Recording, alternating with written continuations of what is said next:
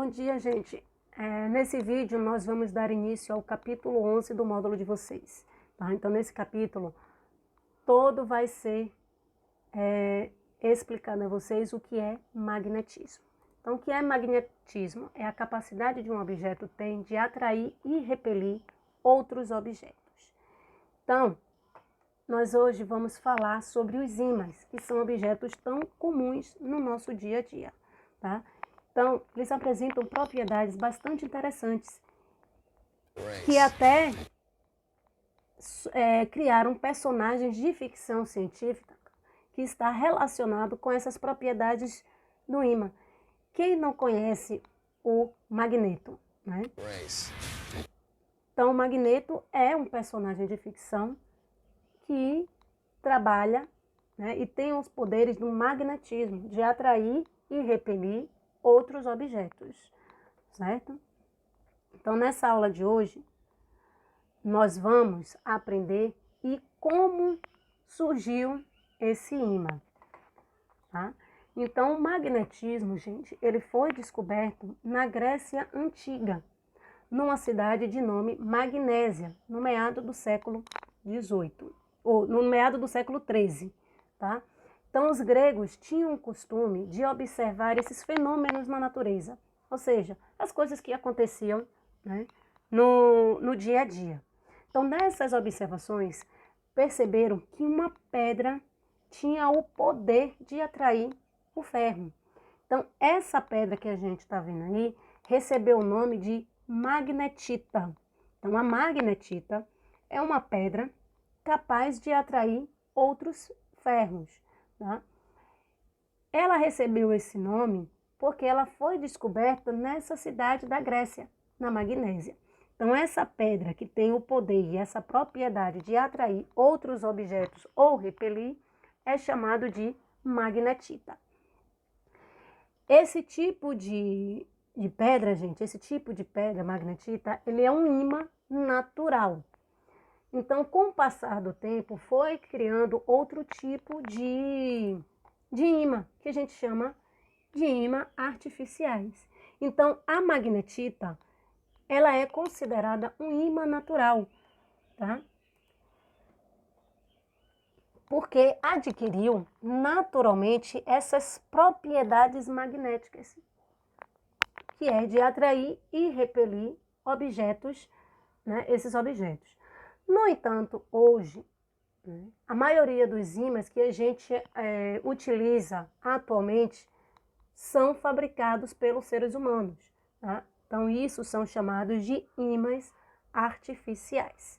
Então, na fabricação de um ímã artificial, materiais como ferro e aço passam por um processo de imantação, tá? Que vai adquirir propriedades magnéticas, mas não foi adquirida de forma natural.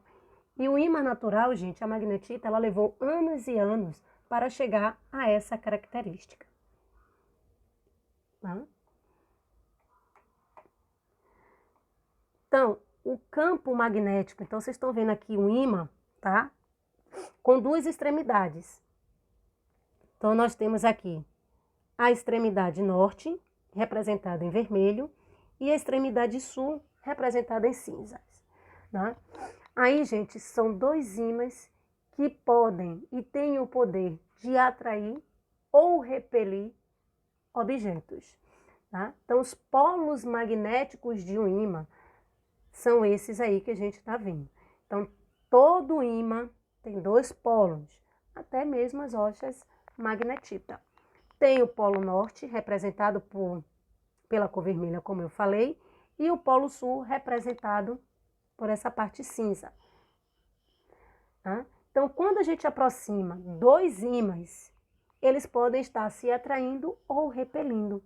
Tá? Então, você pega dois ímãs desses aqui, tá? E aí, você tem a parte vermelha que representa o norte e vai tentar juntar com outro ímã que também tem essa parte vermelha, que é o polo norte. Então, ó, polos iguais, eles se repelem. Polos diferentes se atraem. Então, você tem no módulo de vocês essa imagem de atração e repulsão. Então, ó, você tem na primeira imagem, norte com norte, eles vão se repelir. Sul com norte, eles vão se atrair. Então, quando dois ímãs são aproximados, né, pelos polos iguais, eles vão se repelir. E quando os dois ímãs são aproximados pelos polos diferentes, eles vão se atrair.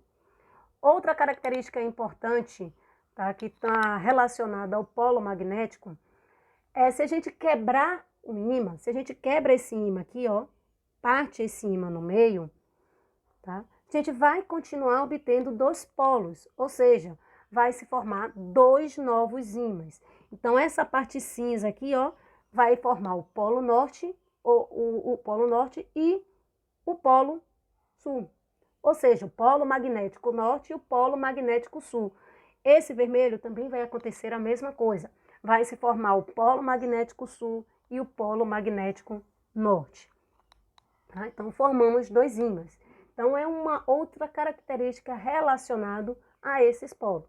Quando você quebra um ímã, ele forma mais dois novos polos. Tá? Deixa eu apagar aqui. Então, outra característica, né, do magnetismo é falando sobre o campo magnético.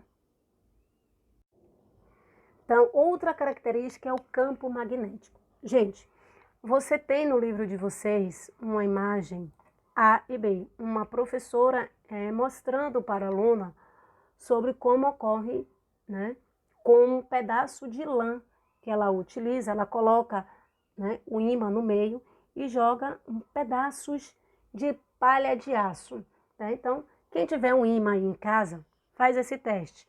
Bota o ímã em cima do papel e pega a palha de aço, gente, palha de aço, bombril, assolã, né?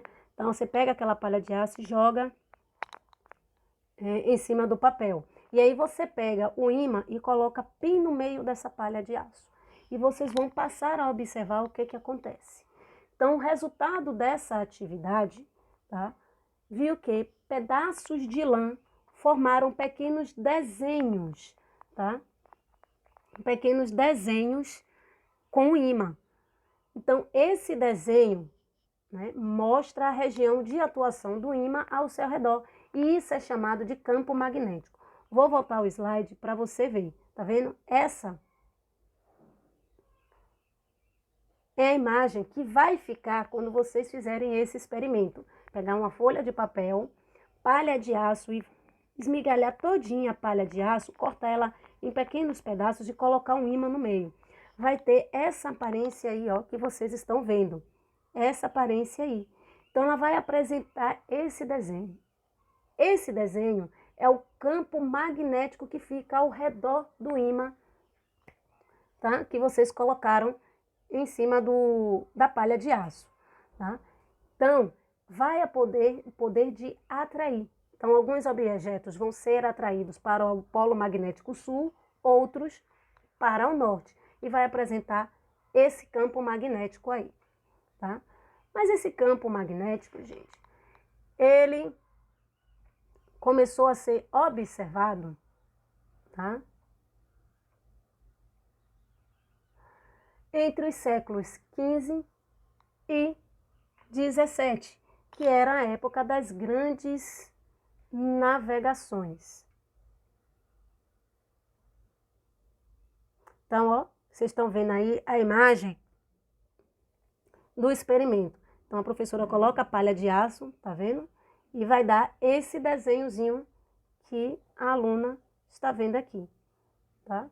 Então, essa representação é de um campo magnético. Então, entre os séculos XV e XVII, nas grandes navegações, tá, os países europeus, eles desenvolveram e aperfeiçoaram essas técnicas de navegações que possibilitaram viagens cada vez mais longe do seu território. Então, essas navegações proporcionaram a abertura de novas rotas comerciais e de viagens, principalmente conhecer novos territórios. Principalmente a descoberta, né, de Pedro Álvares Cabral aqui no Brasil. Então, essas longas viagens marítimas exigiam vários conhecimentos da tripulação, principalmente as técnicas de orientação geográficas. Então, não tinha computador naquela época para dar orientação, para ter um GPS para guiar eles.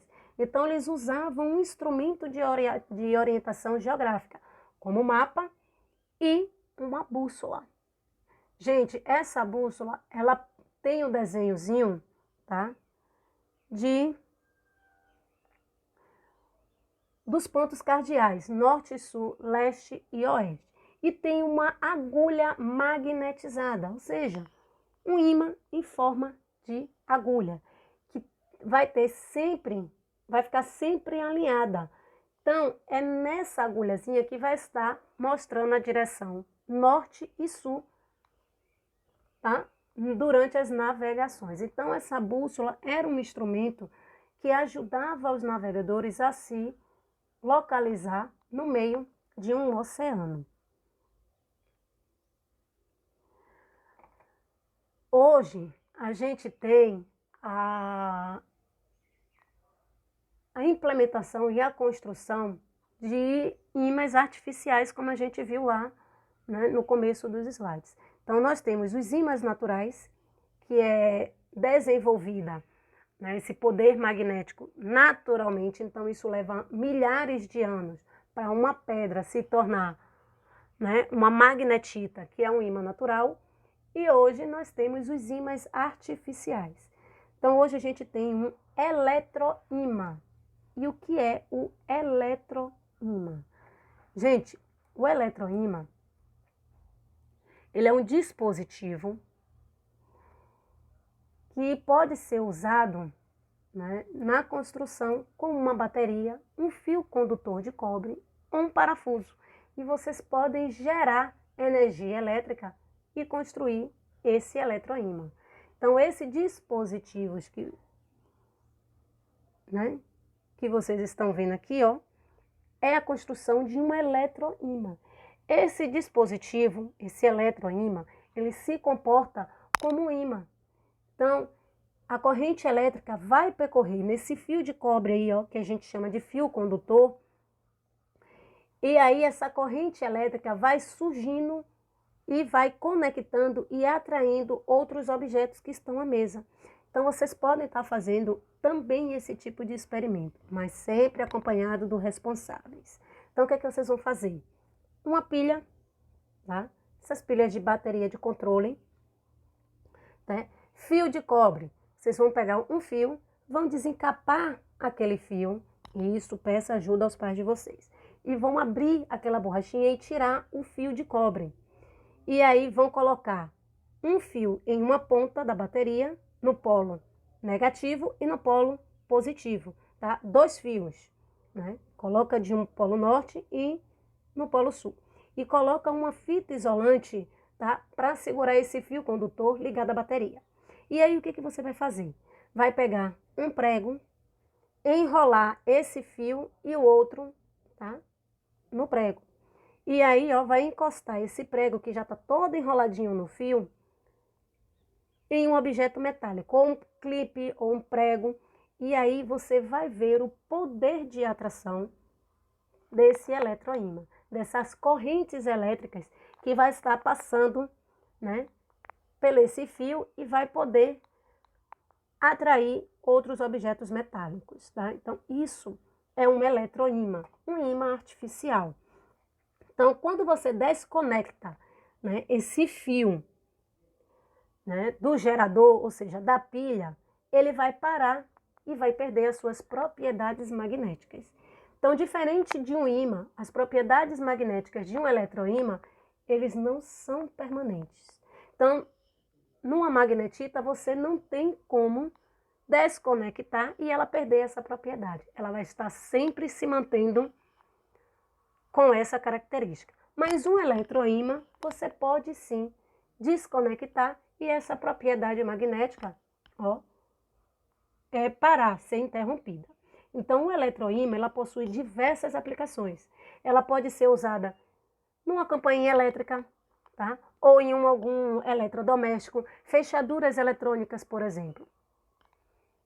Então, isso são utilizados eletroímãs, tá? Então, gente, existem, como eu já falei, existem dois tipos de ímã. Aqueles que são retirados das rochas, que são chamados de naturais, que é a magnetita, e os ímãs artificiais, que são aqueles que são produzidos pelos homens em suas indústrias, tá? Por exemplo, o ímã de geladeira são enfeites que recebem na parte de trás um pequeno ímã. Esse ímã, ele é artificial, ele é produzido pelo homem. E alguns desses ímãs que são produzidos pelo homem são tão finos que a gente pode estar cortando com tesoura. Outro lugar que pode receber um ímã artificial são as portas das geladeiras. Por isso que a gente precisa ter um pouquinho de força para abrir a geladeira. Por quê? O ímã fica dentro da borracha, né, que fica na borda da porta da geladeira.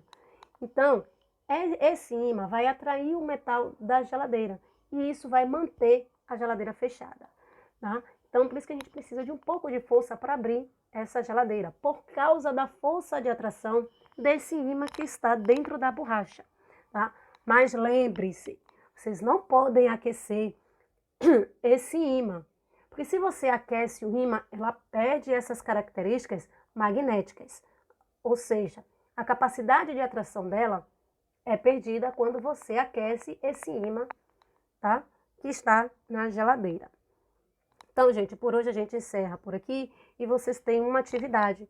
Livro página 205, 209 e 214. Bons estudos!